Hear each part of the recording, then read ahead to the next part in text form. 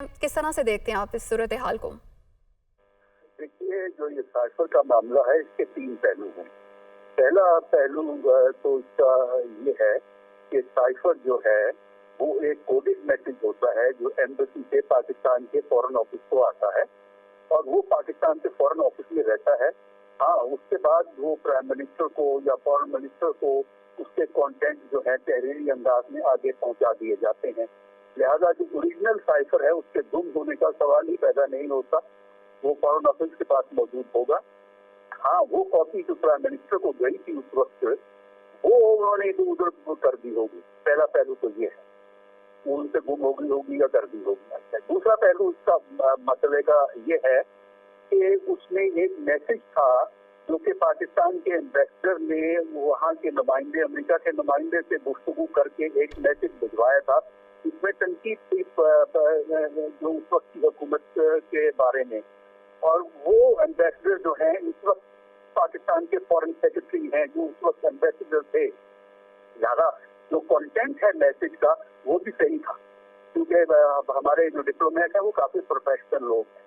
तो काबिल एतराज है वो है तीसरा पहलू। तीसरा पहलू है कि आप उसको रिलेट करते हैं वोट ऑफ नो कॉन्फिडेंस के साथ। ये इंटरप्रिटेशन है जो उस वक्त दी गई, उसको आप क्वेश्चन कर सकते हैं, क्योंकि ऑटोमेटिकली उस मैसेज से ये रिलेशनशिप इस्टेब्लिश नहीं होता। ये इंटरप्रिटेशन थी, ये उसकी तौज़ीह थी, इसको आप क्वेश्चन कर सकते हैं। लेकिन पहले 2 पार्ट जो हैं वो अपनी जगह सही है और वो उनको आप क्वेश्चन नहीं कर सकते। तीसरी इंटरप्रिटेशन को आप क्वेश्चन कर सकते हैं कि उसमें गलती मौजूद है, उन्होंने अपने सियासी एजेंडे को आगे बढ़ाने के लिए उसको इस्तेमाल किया। लेकिन हसन अस्करी साहब, आप साथ ही रहेगा, सलमान गनी आपकी तरफ आएंगे और आपसे पूछेंगे कि जिस तरह मौजूदा हुकूमत बार बार इस साइफर को एक मनगढ़ंत कहानी समझती थी, तो इसके बाद अब मौजूदा हुकूमत के बयानिए को जो है वो कितनी तकवीत मिलेगी? देखें, साबका हुकूमत ने साइफर को बड़ा इशू बनाने की कोशिश की थी और ये बात सिर्फ आजम खान के बयान के जरिए से जाहिर नहीं हुई। उस वक्त भी अपोजिशन भी और खुद चूंकि डॉक्टर हसन अस्करी साहब भी मौजूद है, हमारे अपने प्रोग्राम थिंक टैंक में भी इस बात पे इत्तफाक राय था कि इसको आप सियासी इशू बनाने की कोशिश ना करें। देखें, इसकी टाइमिंग बड़ी इंपॉर्टेंट थी। उस वक्त उनकी हुकूमत डामाडोल थी, उनके इत्तेहादी उन्हें छोड़ते नजर आ रहे थे। लिहाजा उन्होंने एक ऐसी चीज को इशू बनाने की कोशिश की जिसके असरात पाकिस्तान के कौमी मफादात पर पड़े और अमेरिका से तल्लुकात पर पड़े।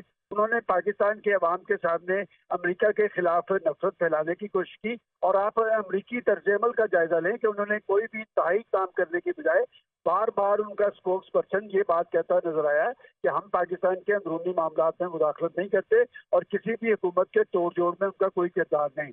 लेकिन उन्होंने ये बयानियां बनाकर पाकिस्तान के अंदर एक गैर मामूली सूरत हाल तारीख की थी। बाद जब उन्हें इस बात का इदराक हुआ कि इसके नताइज उन्हें भुगतने पड़ेंगे, तो यकदम उन्होंने सियासत में टर्न लिया और फिर वो अपने साथियों को ये कहते पाए गए कि अब अमेरिका का नाम नहीं लेना, हमने इससे खेलना है। लेकिन वो ये भूल गए कि उनके इस तर्ज-ए-अमल से वो मुल्की मुफादात के साथ खेले, वो पाकिस्तान के ताल्लुकात के साथ खेले अमेरिका से। तो बात है कि पाकिस्तान की सियासी लीडरशिप को जब भी अपना कोई सियासी तर्ज-ए-अमल अख्तियार करना चाहिए तो ये देखना चाहिए कि उनके इस तर्ज-ए-अमल के असरात पाकिस्तान के कौमी मफादात पर क्या होंगे। देखें, उनकी वो पाकिस्तान के अंदर सियासी तब्दीली के दावे करते नजर आए थे और लोग ये एक्सपेक्ट करते थे कि वो माजी के हुक्मरानों के बरखिलाफ वो पाकिस्तान के अंदर